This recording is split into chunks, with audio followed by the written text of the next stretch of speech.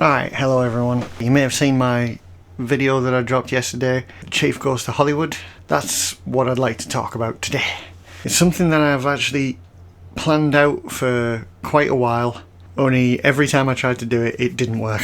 I couldn't get anyone to film it, or I hadn't yet planned out exactly what it was that I wanted to do in terms of what to shoot and where to go and what to do. And then by chance we went for a little bit of a family day out there last week or something, and the managers were there. So I spoke to one of them about possibly doing it, and it was a case of sooner the better, soon as you can, quick as you can, we'll try and keep things out the way. If you could do it on this particular day, it's generally very quiet and there's no schools coming in. They have a lot of like either after school type club type kids coming in, or special needs schools coming in and doing bowling and so on. Apparently that particular day they weren't supposed to have any in. From there I grabbed my friend Kyle and double checked that he was free to do it. Thankfully he was, because if he wasn't, I wouldn't have been able to do it at all. So with all that in place, I was completely set. Just had to think about exactly what it was that I was going to do. I knew the basic premise was going to be that Master Chief plays the arcade game Halo Fireteam Raven.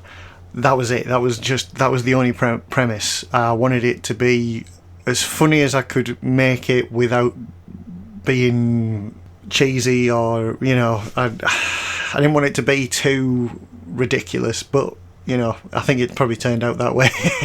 I've skipped ahead a little bit, so I'll back up just a little bit for you. One of the reasons why it was such a rush is that the game has been out a while, and it's been something that I've been thinking about doing since I knew that arcade cabinet was at my local Hollywood Bowl. I've never had a chance to get round to doing it because I'd either had too much work with my day job, or doing a lot of commissions for people for the suits and stuff, those things, as well as other sort of family obligations and other things, real life stuff. So yeah, I was trying my best to get it organised, but I knew that I wasn't going to be able to, so I didn't really try that hard to do it. And then fast forward to the last few months, and I've had word that I'm going to get a hip replacement. Like, I'm actually very, very close to doing it. I've got a date for the op and everything. I don't know if it's something I've discussed on the channel before, I can't remember. I have hip dysplasia or something similar. Most people legs are the ball, top of your leg, socket in your hip, grabs it, keeps it, leg moves. In my case, that's what I got. I've got no socket, and it's been painful for the last 6 years or so, but it's only been in recent times where it's been ridiculously bad, like terrible pain from time to time, until about 3 or 4 weeks ago. I just woke up one day and that was it. I was in agonising, searing pain, and it wouldn't go away, and it doesn't matter what position I put myself into now, there's some pain there all the time. Thankfully I'm a bit more medicated than I was before, so I've got a handle on it at least. It means I've had to take time off work, so in that respect it was a plus, because I was going to have time to do it. And then on top of that, the timing aspect of getting someone to film it was never quite got there, so I was always trying to balance the whole thing out. With it all being tied to what I put myself in for as a timeline, I wanted to get it done before my hip operation. That's why at the beginning of the video, when I'm walking across the parking area, you can sort of see my left leg. The best way to describe it, sort of wobbly, and I'm also sort of tilting to one side because I was in a lot of pain doing that walk. I was alright once we were inside, because it's amazing how much difference a hard surface to walk on versus a carpeted or soft surface is when you have this problem. It's a massive difference. So once we were inside, I was absolutely fine, but walking across that car park was not nice. One thing I found, and it was something I was expecting as well, is that the suit is really tight, so when I got it on, it pushed my hips together, which really helped. If I could wear that thing all the time without sweating to death, literally, I would, because it pushed me together and kept it all together. But like I say, walking on the hard surface still really hurt, even though inside the boot is a trainer and then EVA foam as the sole, so you're squashing down on this and the trainer, but the tarmac still. So yeah, the point of me bringing all that rubbish up was I wanted to do it before my hip operation. I wanted to, make it as good as I could. And we walked in, and I was in full chief, for lack of a better term, that guy. And instantly I noticed that there were children in there. There was like either special needs or, delinquents. They were all nice enough, but instantly one of the kids clocked me, and that instantly caused a little bit of a commotion. Thankfully there was enough teachers to say like come on, let's get on with our bowling game, and I cleared it with everybody in there, like manager wise and staff wise, that we were just going to nip over there and do it. Thankfully there was no one over there anyway, so we didn't have to clear anyone out, because obviously part of doing this is you cannot get any members of the public in your shot in that space, because it's not a public area. There thankfully wasn't anyone there, so we managed to pull that off. The other thing being, as you probably already know, photographing children or filming children in any capacity, if it's not your own child, in a public area or any establishment, I don't know how to describe it, a no-no. So obviously we had to make sure there was no kids in that area, and thankfully nobody had to really do anything to accommodate us, because the kids that had clocked us had got on with their game and couldn't see us from where we are, because we're a little bit lower down and we had all the machines covering us up, so everything was okay as far as that was concerned. The video itself didn't turn out quite as well as I wanted, because the whole thing had to be very rushed. Number one, we had to be in and out as quickly as possible. That was part of the deal. And number two, I wasn't going to be able to be in that suit for more than like half an hour, 40 minutes.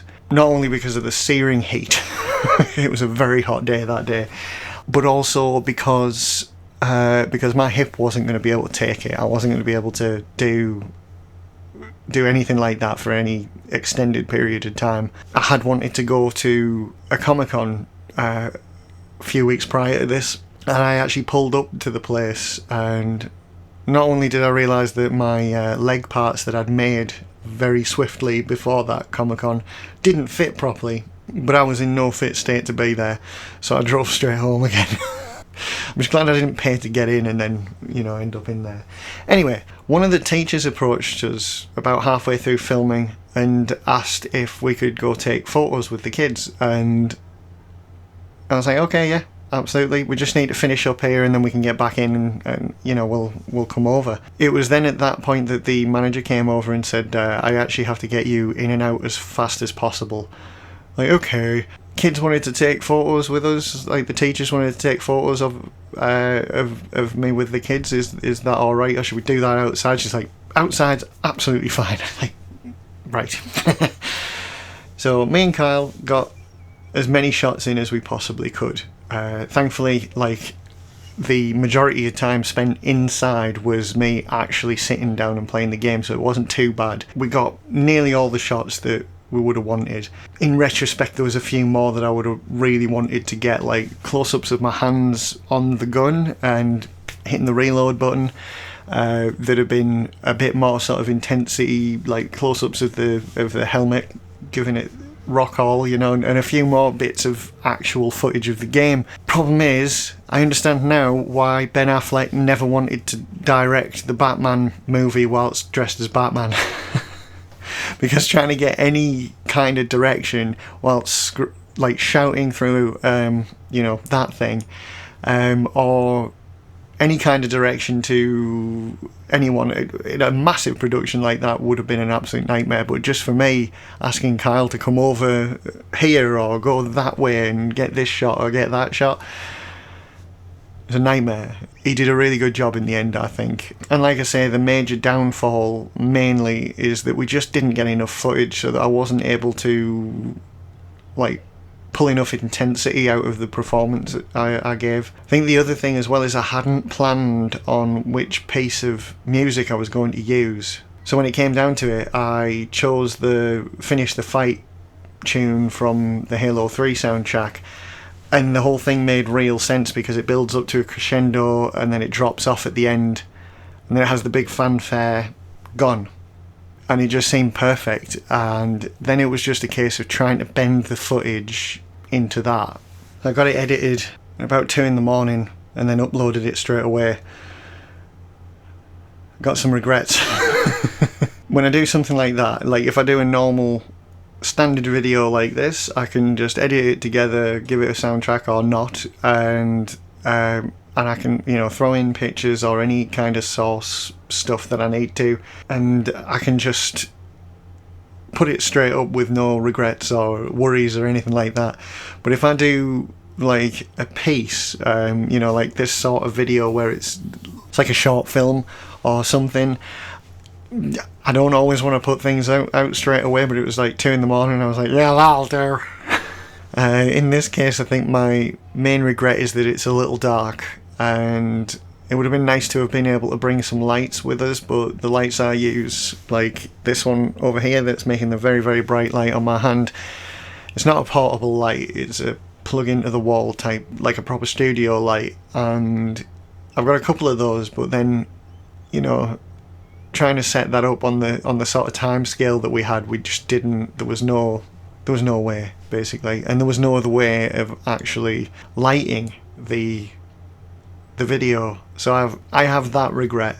It also means it's something to think about. If I do another one, then lighting is something that will be at the forefront of my mind. Other than that, I'm really happy with how it turned out. It just about worked how I wanted it to, and I suppose that's it.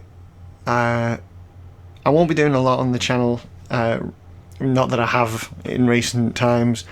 I've got a lot of commissions to do. You can see the 2 different coloured arms, they're 3D prints for an armour commission that I'm doing. I've got a couple of those to get through, and ideally I want to try and get at least one of the 2 full suit commissions that I've got to do done before my operation, because it's going to knock me out of commission for I don't know how long. The recovery time itself is 6 weeks, and that's like 6 weeks from operation to go back to work, you're fine. So I don't know how long it's going to be before I'm able to sort of sit upright in a chair and just go down here and cut things and glue things until they're together. So I don't know. So that's what I'll be concentrating on mainly in the next few weeks or so before the operation. So yeah, until the next time we speak, wish me luck, and hope you're all well. Enjoy my other video, give it a like, spread it around, because you know it's just silly enough to work.